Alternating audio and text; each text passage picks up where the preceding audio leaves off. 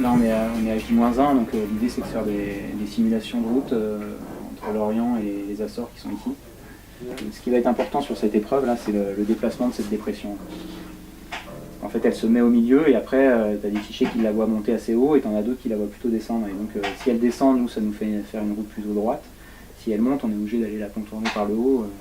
Après si elle monte vraiment beaucoup trop, il faudra quand même passer par le bas et ça veut dire qu'on va faire du près pour finir et donc ça sera moins drôle.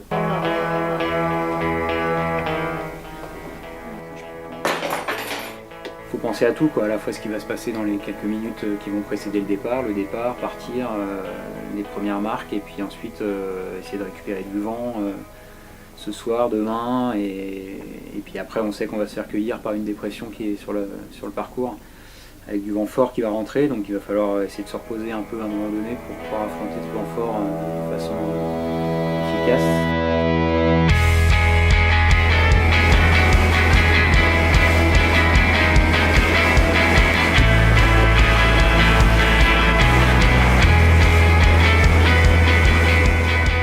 Voilà, premier coucher de soleil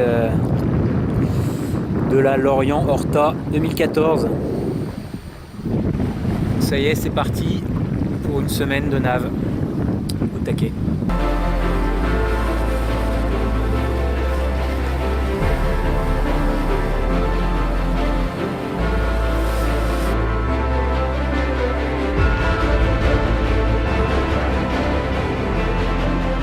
C'est le message de l'organisation qui nous dit que l'étape 1 est annulée. Pour quand même rejoindre les Açores, parce que c'est quand même c'était un peu le but de la manœuvre. Et de faire une belle étape retour vers l'Orient. Voilà, sauver ce qu'on peut sauver.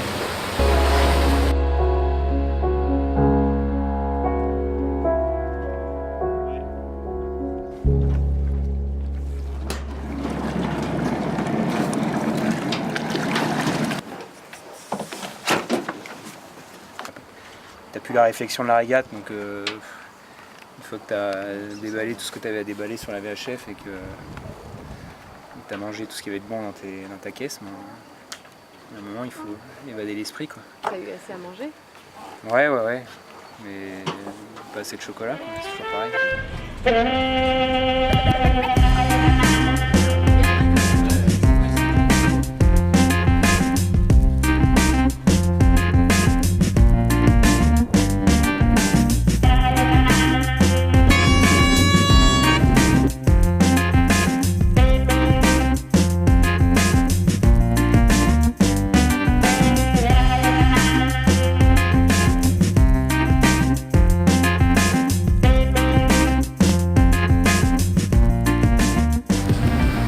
Salut. On est lundi à bord de Gélimat. On est parti vendredi de Horta dans des conditions sympas, clémentes, soleil. Et depuis on a fait du ski, on a fait pas mal de routes, on a fait de la route vers le nord pour aller chercher un front et donc on est dans ce front là depuis maintenant 30 heures. Et ça secoue pas mal dehors, ça mouille, c'est pas du près mais pas loin. Et donc voilà, on avance tant bien que mal vers l'Orient, sachant qu'on ira plutôt vers l'Espagne en fait, parce que on ne peut pas y aller directement à l'Orient.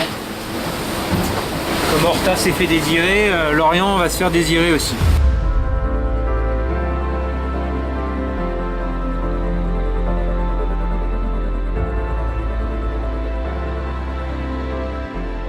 Tout s'est joué au premier virage, quoi. Moi j'ai pris l'extérieur et il fallait être à l'intérieur. Ils l'ont pris au vol et puis ils se sont barrés avec. Ils ont fait moins de route et c'est sûr que c'était... Et c'est à ce moment-là que tu as perdu du temps?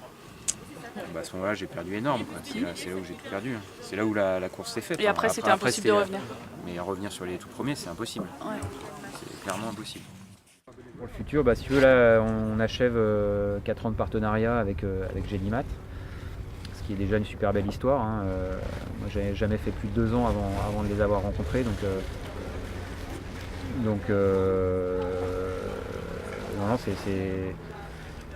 Je suis très fier d'avoir pu porter les couleurs de Gélimat pendant ces 4 années. On a fait des belles choses, on a fait des résultats sympas. Maintenant, cette année, on a eu un dématage sur une épreuve majeure, donc ça fait toujours un peu mal.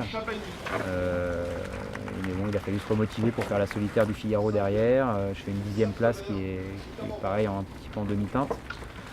Et puis terminer par cette 8e place, bon, c'est pareil, c'est un petit peu sur la même lignée. Donc c'est sûr que j'aurais aimé faire mieux et quelque part j'espère que ça puisse continuer pour pouvoir leur prouver que je suis capable de faire mieux et de gagner des courses en 2015, quoi. Vainqueur, premier de l'Orient Solo 2014, AJ Recouvrement Adrien Hardy.